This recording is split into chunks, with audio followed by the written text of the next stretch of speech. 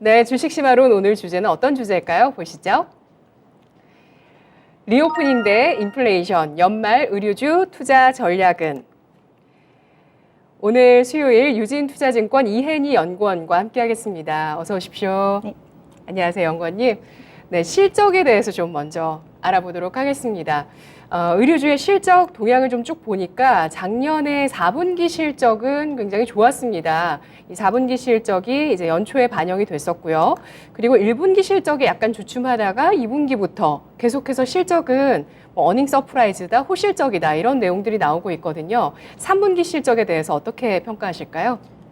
브랜드 의류는 전반적으로 이제 3분기 실적이 다 좋습니다. 네. 우선 백화점 의류 같은 경우에는 백화점 채널 매출 신장률이 3분기 누계로 거의 19.7%까지 상승을 했으니까 좋을 수밖에 없고요. 또 캐주얼 의류는 트래픽 증가에 따라서 이제 학생분들이 등교를 하시고 직장인분들이 출근을 하시고 또 외출, 휴가에 기인해서 매출이 함께 증가했다고 봐주시면 될 것 같고요. 그리고 캐주얼 의류 상장사들이 최근에 키즈랑 자파 라인으로 확장을 좀 하고 있고 이런 카테고리랑 연령층 다변화를 이제 포화 시장에 대한 돌파구로 좀 보고 있습니다. 그리고 또 OEM을 나눠서 보고 있는데요. OEM 같은 경우는 고가 의류 수준은 좋고 저가 의류는 좀 부진할 확률이 높습니다.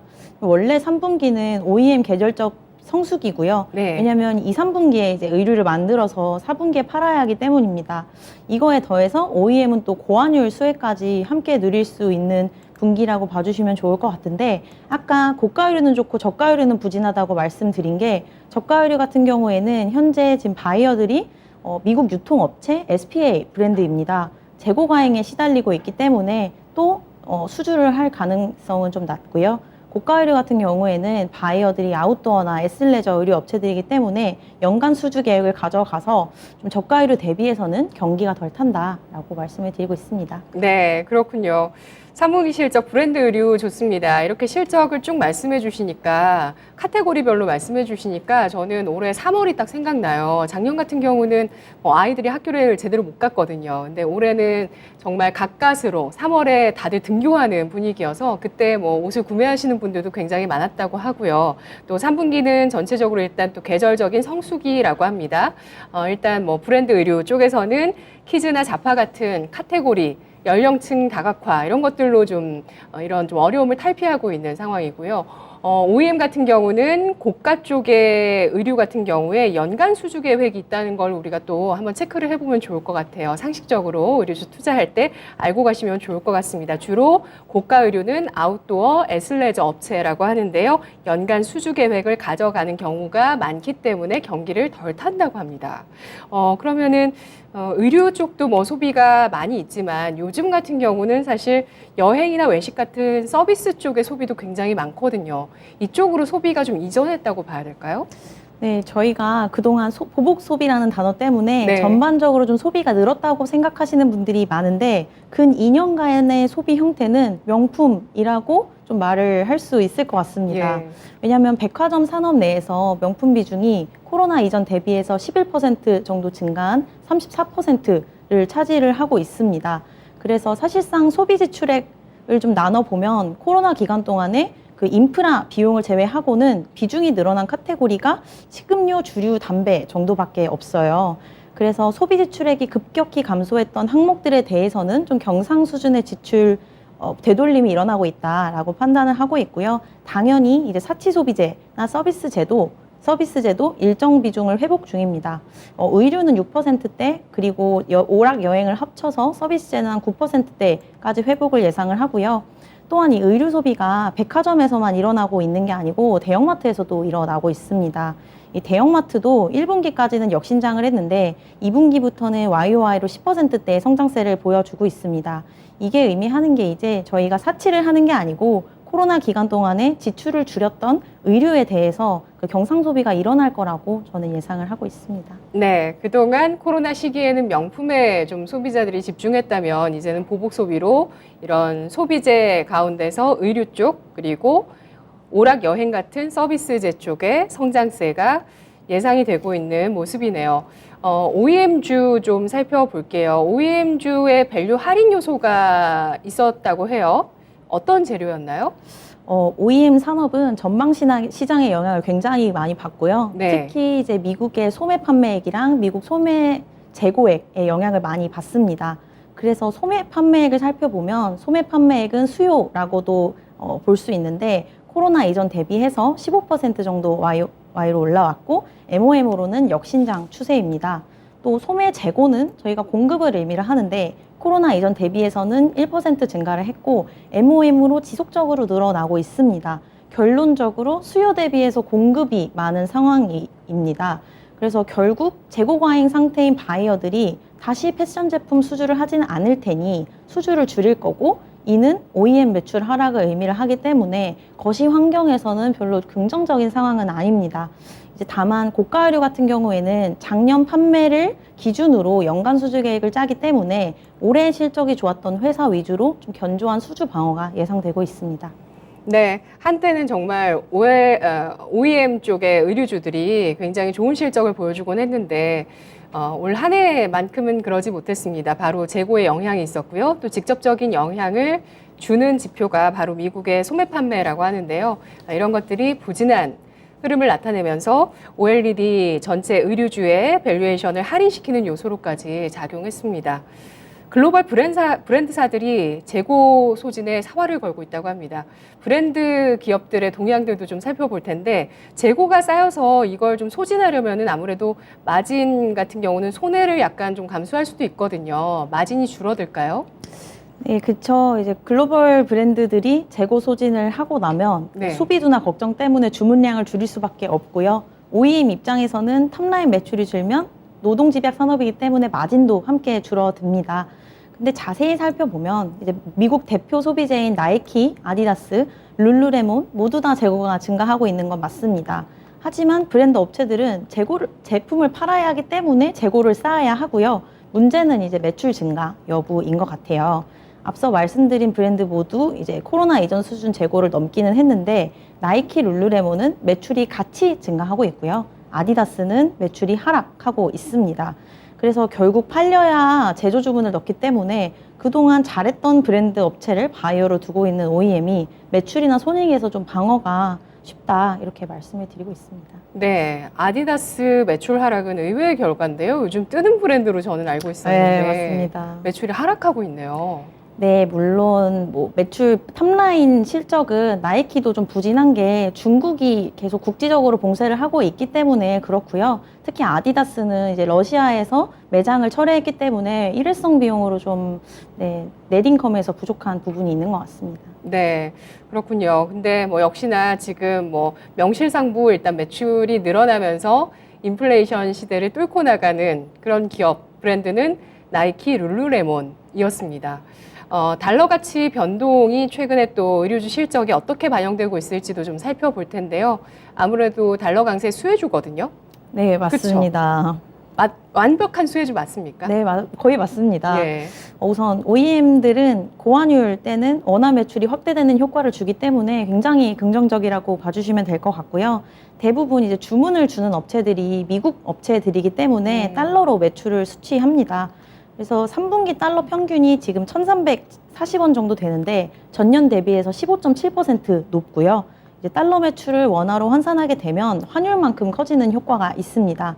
근데 이제 최근에 1,400원의 강달러가 흔들리고 있는 상황이라서 이런 강달러 상황이 계속 유지되지 않으면 이후에 수주가 증가해서 달러 매출은 성장을 하더라도 원달러로 환산을 했을 때 환차만큼 좀 빠져 보이는 효과가 있을 수 있고요. 결국은 엽기적 부담이 좀 있다라고도 이해를 해주시면 좋을 것 같습니다. 네. 달러화의 움직임이 지금 좀 고점을 형성하는 징후가 보이고 있기 때문에 여기서 좀 레벨 다운된다면 아무래도 OEM 기업들의 실적에 있어서는 좀 부담스러운 요소가 될 수밖에 없는 상황이네요. 이런 부분들도 감안해서 실적과 주가 추이를 좀 봐야 될 것 같습니다. 중국의 제로 코로나 정책이 완화될 것이라는 전망이 나오고 있습니다. 중국 당국에서는 아니라고들은 하는데 시장에서는 이제 내년도 상반기 정도면 제로 코로나 정책이 완화되면서 중국도 경기가 좀 활성화돼야 될 만한 시점이다라고들 얘기를 하는데요. 성장률이 많이 둔화됐거든요. 중국향 종목들 좀 살펴볼게요. 이 제로 코로나 정책에 영향 있을까요? 네, 그렇죠. 이제 중국향 매출 있는 회사들 주가가 저번 주부터 좀 반등을 많이 하기 시작했습니다. 사실 의류에서 중국향 매출을 내고 있는 회사는 많지가 않은데요. 네. 대표적으로는 저희가 아주 잘 알고 있는 FNF가 있습니다. 이제 FNF는 면세 매출을 포함해서 전체 매출에서 한 70% 정도가 중국에서 나오고 있고요. 3분기에 아주 좋은 매출액과 영업이익을 냈는데 이제 중국 호실적의 근거는 3분기 봉쇄 완화가 되면서 소비자들의 소비가 빠르게 올라왔고 4분기 물량을 3분기에 미리 판매했다는 점입니다. 현재도 중국은 국지적으로 봉쇄를 하고는 있지만 어찌됐든 저희가 일상생활로의 회귀를 해야 하니까 리오프닝으로 나아가는 방향이 좀 긍정적이다, 맞다라고 보고 있고 다만 이제 소비 정도와 이 속도에 대한 불안이 여전히 시장에선 좀 잔존하고 있다라고 말씀드리고 있습니다. 네. 알겠습니다. FNF 역시 중국의 영향이 큰 만큼 이런 제로 코로나 정책이 강화됐을 때 좀 위축은 있었어도 이게 또 풀리면서 어느 정도 풀리면서 하반기에 풀린 면도 있거든요. 그러면서 실적은 또 긍정적인 영향을 받긴 했습니다. 다만 또 중국의 경기 동향 또 소비 흐름 잘 지켜봐야 된다고 의견 주셨는데요. 4분기면 유통업계는 또 최대 대목을 맞이하게 됩니다. 아무래도 연말에 쇼핑을 주로 많이 하시잖아요. 전 세계적으로. 올해는 어떨까요? 이제 4분기는 보복 소비 효과가 좀 마무리되는 분기라고 봐주시면 될 것 같아요. 네. 그럼에도 4분기에는 연말 소비 효과가 지속이 될 거고요. 그래서 좀 무난한 실적을 예상을 하고 있습니다. 이태원 참사 영향은 없을까요? 예, 있을 수밖에 없죠. 왜냐하면 4분기에 유통업계 특수가 사실 작년, 재작년부터 할로윈도 올라왔었고 또 빼빼로데이 그리고 12월에 크리스마스 이 세 개가 대목인데 이제 이태원 참사 이후에 이제 다른 행사들을 좀 축소하는 영향이 있기 때문에 네, 받는 영향이 없지는 않을 것 같습니다. 그래서 이제 업종별로 조금 나누어 볼 텐데요. 백화점 4분기는 연말 특수 영향과 더불어서 이제 명품, 패션, F&B 카테고리가 지속적으로 좀 성장을 유지할 가능성이 높습니다. 또 면세점 4분기는 광군제, 성수열 같이 중국 내수 소비를 촉진시킬 만한 이벤트들이 다수 존재한다라고 말씀을 드리고 있고요. 이번 광군제는 약 10%대의 거래액 상승을 좀 추정을 하고 있는데 경상 수준 대비해서는 좀 감소하는 추세이기는 합니다. 그리고 편의점 4분기는 겨울이라 트래픽이 좀 줄어들면서 비수기이기는 하지만 고마진인 식품 비중의 증가 그리고 특수입지 공연장 같은 매출 증가로 좀 이익이 개선되는 모습이 보여질 것 같다라는 말씀을 드리고 있습니다. 네, 오늘 3분기 실적에 반응이 있는 GS 리테일 같은 경우는 3분기 실적 예상보다 좋게 나왔다면서 오늘 주가 굉장히 좋거든요. 4% 후반까지 상승을 하는데 4분기는 편의점은 비수기에 들어간다고 합니다. 다만 특수입지 같은 경우는 또 공연 등의 수혜가 있을 것으로 보고요. 백화점 4분기 연말 특수 영향 받을 것으로 예상해 주셨습니다. 자, 그러면 MZ세대의 소비 문화도 좀 주목을 해볼 수밖에 없을 것 같아요. 앞으로 미래 세대이고 네. 또 특히 G세대. 네. 예, 앞으로 뭐 베이비 부머 세대들의 부를 또 증여받는 세대라고 해서 미국에서는 네. 10년 안에 G세대가 엄청난 소비군으로 떠오를 거라는 전망도 있더라고요. 근데 이 소비 문화를 보면은 뭐 럭셔리와 스포츠 쪽에 관심이 굉장히 많거든요. 이쪽을 계속 주목해야 될까요? 예, 그쵸. 하지만 이제 올해 대비해서 내년 MZ세대의 소비 파워는 줄어들 수밖에 없습니다. 네. 왜냐면 그동안은 가처분 소득 외에 투자 소득이 좀 많으셨었던 것 같아요. 근데 투자 소득은 줄어드는데 필수 소비재의 가격은 올라서 지출 비용이 늘었습니다. 그렇지만 이제 MZ세대의 가처분 소득이 있는 한 소비는 발생할 거라고 보고 있고요. 네. 하지만 이제 자신이 집중하는 그런 파트에서만 막대한 지출을 하는 마이크로 소비 트렌드를 저는 좀 예상을 하고 있습니다. 아까 말씀해 주셨던 것처럼 최근까지 이제 헬시 플레저 트렌드 그리고 과시성 소비 때문에 프리미엄 스포츠 수요가 굉장히 핫했었는데 골프랑 테니스 같은 운동이 좀 인기가 많았습니다. 골프 인구는 19년 대비 400만 명 대비해서 21년 500만 명까지 증가를 했고요. 테니스 인구도 작년 기준 50만 명까지 증가한 것으로 좀 추산이 됩니다. 근데 이제 테니스나 골프 같은 경우에는 지속적으로 비용이 들어가는 운동이기 때문에 이러한 비용에 대한 지출 여력이 있는 MZ세대들은 사실 많지 않습니다. 그래서 골프, 테니스 같은 프리미엄 스포츠 헤게모니는 다시 단기적으로는 영시니어인 4050에게 넘어갈 가능성이 좀 높다고 보고 있습니다. 네, 그렇군요. 이런 말씀해주신 그 소비 트렌드, 오늘 이혜니 연구원은 마이크로 소비 트렌드라고 얘기를 해주셨고, 또 이전에 오리나 연구원은 나노 트렌드. 네, 이렇게 같은 맥락인 것 같습니다. 예, 그런 같은 맥락이고, 이게 결국에 좀 자세히 보면 양극화 같더라고요. 네, 그쵸? 그렇죠. 네. 그래서 이제 아까 말씀드린 것처럼 백화점에서도 의류 소비가 일어나고 있는데 대형마트에서도 의류 소비가 일어나고 있다는 점에서 좀 말씀을 드리고 있고요. 네. 이제 좀 소비 여력이 있으신 분들은 고가의 채널인 백화점에서 사시는 거고 좀 소비 여력이 부족하신 분들은 대형마트에서 소비가 일어나고 있다. 이렇게 말씀드리고 있습니다. 네, 그렇군요. MZ세대 최근에 골프와 테니스 쪽에 많은 관심을 쏟고 또 소비도 했는데요. 지금 다만 올해 대비해서 내년 같은 경우는 이런 자산시장의 좀 네. 부정적인 영향들로 인해서 약간은 소비 여력이 줄어들 수 있겠다. 이렇게 전망을 해주셨습니다. 의류 섹터 전체 투자 전략 세워보도록 할게요. 의류주 남은 연말 어떻게 투자 전략 세울지 그리고 탑픽까지 꼽아볼게요. 어떤 네. 종목 있을까요? 우선 4분기부터는 아까 뭐 계속 말씀드렸던 것처럼 보복 소비가 조금 희미해지고 네. 고환율, 고금리, 고물가 때문에 예. 소비 심리가 좋지 않습니다. 그래서 금리 상승, 필수 소비재 가격이 실제 가처분 소득에 좀 미치는 영향이 있을 것 같습니다. 그래서 내년에는 현금력이 좀 풍부하고 해외에서 매출을 발생시키는 종목을 보셔야 될 것 같고요. 그런 회사로는 이제 FNF랑 필라홀딩스 말씀드리고 있습니다. 탑픽은 FNF이고요. 투자 포인트 좀 말씀을 드려보면 첫 번째로 하나하나 자세히 봐주셔도 될 것 같아요. 알겠습니다. 예. 이제 FNF 투자 포인트 말씀을 드리면요. 첫 번째는 이제 MLB라는 브랜드를 중국에 성공적으로 좀 안착을 시켰고요. 광군제 라는 행사에서 스포츠 브랜드 매출 순위를 발표하는데 10위권 내로 좀 진입을 할 것 같습니다. 그리고 올해 오프라인 매장이 800개 정도 가까워지고 있는데 내년 이 정도 성장세를 가게 된다면 900개에서 1000개도 무리가 없을 것 같습니다. 1000개면은 포화라고 생각하실 수도 있는데 네. 중국 시장에서 1000개 정도면 포화라고 말씀드리기는 어렵고요. 필라 같은 경우에는 2000개 매장을 가지고 있지만 아직까지도 매출 2조 원의 성장률 20%를 구가를 하고 있다는 점 말씀을 드리고 있습니다.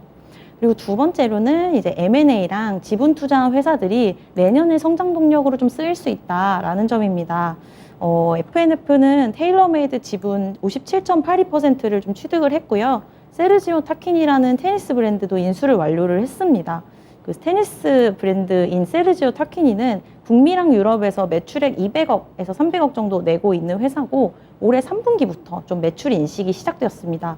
매출 39억 정도로 큰 비중을 차지하지는 않지만 중국 외에 북미랑 유럽에서 매출이 좀 발생하는 점을 굉장히 긍정적으로 보고 있고요. 또 테일러메이드 같은 골프 회사는 아직까지 매출 인식이 되고 있지는 않지만 자체 성장을 좀 빠르게 하고 있는 걸로 판단이 되고 내년 운영 계획에 따라서 주가가 좀 반응할 수 있는 트리거 포인트로 말씀을 드리고 있습니다. 그리고 차선호주로 필라도 잠깐 말씀드려도 될까요? 그럼요. 네. 네. 네, 필라 홀딩스는 이제 FNF가 MLB에 브랜드 로열티를 주고 있는데 그런 로열티 비즈니스를 하는 회사입니다. 매년 글로벌 로열티를 전 세계에서 한 1000억 정도 수출을 하고 있고요. 아큐시네트라는 타이틀리스트 브랜드의 사업자 배당으로만 300억 정도 연간으로 현금이 창출됩니다. 그래서 당장의 브랜드력은 약해진 상황이긴 하지만 올해 글로벌 경영진 그리고 실무진을 신규 영입했기 때문에 내년부터는 이에 따른 좀 성과가 나오지 않을까라고 판단을 하고 있습니다. 네. 해외 쪽에서 매출을 일으키고 있고 또 강력한 브랜드를 갖고 있으면서 현금 창출력이 뛰어난 기업으로 두 가지를 꼽아 주셨습니다. 바로 FNF와 휠라홀딩스인데요. FNF 같은 경우는 지금 뭐 중국의 출점 상황이라든지 그리고 인수합병한 기업의 3분기 실적 반영 주목됩니다. 세르지오 타크니 지분을 100% 샀더라고요. 네, 맞습니다. 예. 그리고 놀라웠던 게 이거 아마 잘 모르시는 분들도 많으실 것 같아요. 그러니까 FNF가 결국에는 중국에서 잘 되고 있는 브랜드, MLB는 야구 쪽 브랜드잖아요. 네. 그리고 골프와 테니스 브랜드까지 다 갖췄어요. 그리고 디스커버리 같은 경우는 또 아웃도어 캠핑이잖아요. 네. 중국에서도 또 캠핑 수요가 엄청나다고 하더라고요. 그러니까 전 세계적으로 이런 캠핑에 대한 수요가 굉장히 높은데 그런 어떤 영역별로 브랜드를 다 하나씩 네, 갖춰서 맞습니다. 놀랍더라고요. 네, 약간 전방위적인 네. 패션 브랜드가 된 것 같아요. 맞아요. 그리고 뭐 오늘 나온 증권사 리포트 다른 증권사이긴 하지만 K패션을 세계화로 주도하고 있는 기업이다. 이렇게 평가를 하기도 했습니다.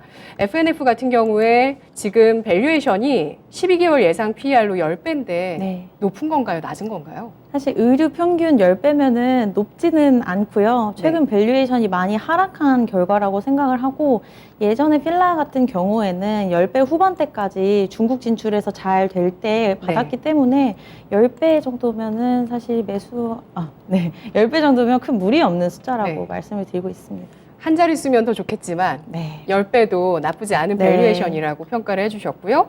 최근 들어서 FNF 같은 경우는 박스권의 움직임을 이어나가고 있습니다. 최근에 FNF 박스권 바닥권은 한 13만 원대에서 16만 원대 이렇게 움직임을 보여주고 있고요.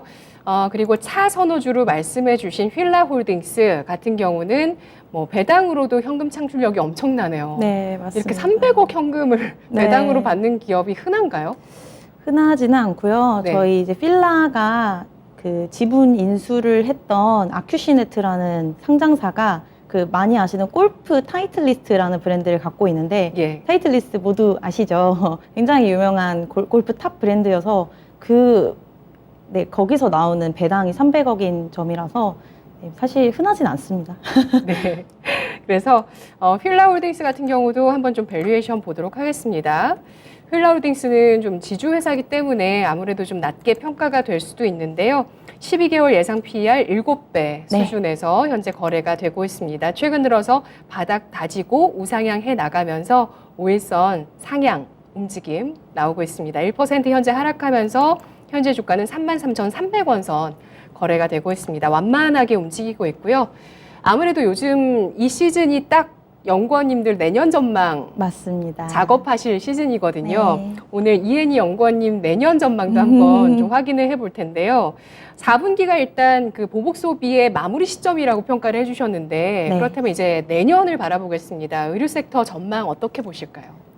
올해 대비 내년 성장률 둔화는 모두 알고 계실 건데 이제 연초 우려했던 매크로 환경이랑 이제 소비 지출의 괴리가 있었어요. 시점이 우리는 많이 사고 있는데 매크로 환경은 너무 안 좋다고 말을 하고 있는 거예요. 근데 정말 매크로 환경에서 우려했던 점과 저희 소비자단에서의 지출이 좀 괴리가 줄어드는 시점이다. 좀 부정적이지만 그렇게 말씀을 드리고 있고요. 그리고 이제 게다가 여행도 풀렸기 때문에 그동안은 해외에 나갈 수 없어서 국내에서 쓰였던 해외 소비 지출액이 다시 해외로 빠져나가게 됩니다. 그래서 결국 중간 소득층과 저소득층의 의류 소비는 2022년 경상수준 되돌림을 한 후에 높아지기는 어려울 것 같다고 말씀드리고 있고요. 또 브랜드랑 OEM을 나눠서 말씀을 드리면 브랜드 단에서는 브랜드 아이덴티티가 낮은 중저가 브랜드의 매출 하락이 예상이 되고 있고요. 명품은 경기에 가장 둔감하기 때문에 비교적 매출 하락에 방어적이다라고 봐주시면 될 것 같습니다. 그리고 OEM은 글로벌 브랜드 수주가 일정 수준 매출을 내야 매출액 영업이익을 모두 지킬 수 있습니다. 근데 글로벌 브랜드 매출이 늘어나려면 미국이랑 유럽 시장의 역신장 폭이 어느 정도인지도 보셔야겠지만 결국은 중국의 경기 회복이 가장 중요한 포인트입니다. 근데 내년에는 중국도 일상 회복을 할 가능성이 매우 높기 때문에 경상 수준으로의 의류, 신발, 소비 지출이 될 가능성이 높다고 보고 있습니다. 네, 알겠습니다. 내년 같은 경우는 사실 기대할 수 있는 요소가 크지 않다고 봐야 될 것 같네요. 네. 예, 경기 침체에 대한 이야기들도 굉장히 많기 때문에 일단 이런 의류주, 소비재는 영향을 받을 수밖에 없고 또 경쟁자라고 볼 수 있는 여행 쪽의 수요가 올라오다 보니까 우리 여자분들은 사실 여행 가실 때 의류를 항상 꼭 사시긴 네. 하시지만 의류의 소비가 좀 둔화될 수 있겠다라는 의견을 제시해 주셨어요. 시간 여유가 있어서 좀 더 질문 드려도 괜찮을까요, 연구원님? 예. 그러면 OEM 의류주 같은 경우는 언제쯤이면 주가가 우상향할 수 있을까요? 보유하신 분들은 많이들 답답하실 거예요. 네, 맞습니다. 네, 근데 어떤 또, 변수를 보실까요? 또 이번에도 OEM은 또 저가 의류랑 고가 의류를 나눠서 보셔야 되는데요. 뭐 고가 의류를 주로 하고 있는 회사는 이제 영원 무역이라고 봐주시면 되고, 네. 저가 의류를 주로 하고 있는 회사는 한세 실업으로 보고 있습니다. 또 화승 엔터프라이즈는 신발을 제조를 하고 있는데 최근에 의류로도 OEM 진출을 했습니다. 공장을 인수하면서. 그래서 이게 세 가지 카테고리를 나눠 보게 되면 영업무역 같은 경우에는 바이어들의 의존도가 굉장히 높기 때문에 바이어의 연간 가이던스 그리고 그 인베스트먼트 포인트를 짚고 가셔야 됩니다. 예를 들면 영업무역 같은 경우에 바이어는 노스페이스, 룰루레몬, 파타고니아이기 때문에 거의 사실 매출 비중 10%씩 하고 있고요. 룰루레몬 같은 경우에는 연간 매출 6조 내고 있고 YOY로 성장 10%씩 항상 하고 있으니까 올해 4분기 정도에도 룰루레몬이 내년 가이던스 좋다 혹은 좀 남성복 카테고리 매출을 늘리겠다라고 하면 영업무역의 수혜거든요. 좀 그런 포인트를 짚고 가시는 거를 중요하다고 말씀드리고 있고, 한세실업은 매크로 지표가 가장 정확합니다. 그래서 재고가 과잉되는 시점이 어느 정도 끝나면 1분기, 2분기에 재고를 많이 소진했던 월마트, 타겟, SPA 브랜드들이 다시 내년에 팔 물건을 만들어야 되니까 수주를 한 가능성이 높습니다. 그래서 한세실업 같은 경우에는 소매 지표를 좀 소매 재고액과 판매액 지표를 확인하시고, 월마트나 타겟 같은 그런 유통업체 SPA의 재고 확인하시고, 네, 좀 버텨보시는 거를 추천드리겠습니다. 네, 화승 엔터프라이즈는 네, 화승은 지금 사실 단기적으로는 안 좋은 이슈가 조금 있습니다. 왜냐면 아디다스가 좀 오랫동안 콜라보를 했던 카니에 웨스트와의 그 계약 종료를 좀 얘기를 했고요. 블랙핑크와 손을 잡았죠. 네, 아디다스가. 네, 맞습니다. 그래서 이런 콜라보레이션 같은 게 나와줘야 좀 주가 반등을 이끌 수 있을 것 같고요. 그리고 사실 브랜드가 좋아지고 바로 OEM이 좋아지는 게 아니라 사실 좀 미리 선행하거나 비슷하게 가야 되는 거거든요.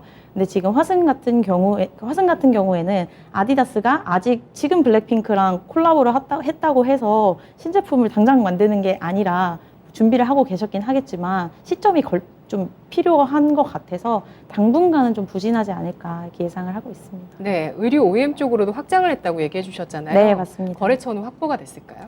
사실 나이키로 거래가 나가고 있는 공장을 인수를 한 거고요. 아, 인수합병이군요, 거기. 네, 맞습니다. 공장을 그냥 사들여서 사업 부문으로 합친 거라고 이해를 해주시면 될 것 같아요. 네, 영업무역 같은 경우는 그러면 이런 고가 브랜드들의 그런 매출 전망 이런 네. 것들이 중요하다고 하셨는데, 그럼 그 전망을 따라가면 실적 전망은 어느 정도 미스나지 않고 잘 따라가는 종목인가요? 사실은 그렇죠. 왜냐하면 영업무역도 최근 주가 흐름을 보시면 연초에 매크로 환경이 안 좋다고 해서 연초에 이제 리스타킹을 한다고 할 때는 주가가 잘 가다가 갑자기 소매 재고가 늘어나 버리니까 주가가 빠졌습니다. 근데 그 후에 영업무역은 룰루레몬이 계속 실적을 잘 내주니까 다시 주가가 올라갔고요. 한세 같은 경우에는 그대로 빠져버렸습니다. 왜냐하면 타겟이랑 월마트가 의류 재고를 줄였기 때문이죠. 그래서 이런 차이점이 발생한 게 결국 바이어의 실적 차이이기 때문에 그 두 가지 포인트를 좀 짚고 가셔야 될 것 같습니다. 네. 그렇군요. 그래서 영업무역 같은 경우는 뭐 일부 투자 심리 영향을 받는 게 있긴 하지만 절대적으로 룰루레몬, 또 노스페이스, 네. 그리고 파타고니아 이런 기업들의 실적 전망 그리고 주가 움직임을 잘 따라가는 기업이라는 것을 또 투자 포인트로 체크를 해보면서 대응을 해보시면 좋을 것 같습니다.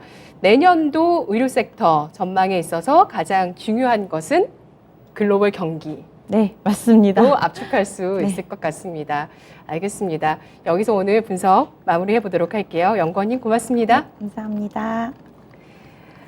네, 지금까지 투자 판단에 도움드릴 수 있는 내용들 확인해 봤습니다. 다만 주가의 상승과 하락을 보장하지 않는다는 점 유의하시면서 투자하시면 좋겠습니다. 오늘 유진투자증권 이혜니 연구원과 의류 섹터에 대한 전략 세워봤습니다.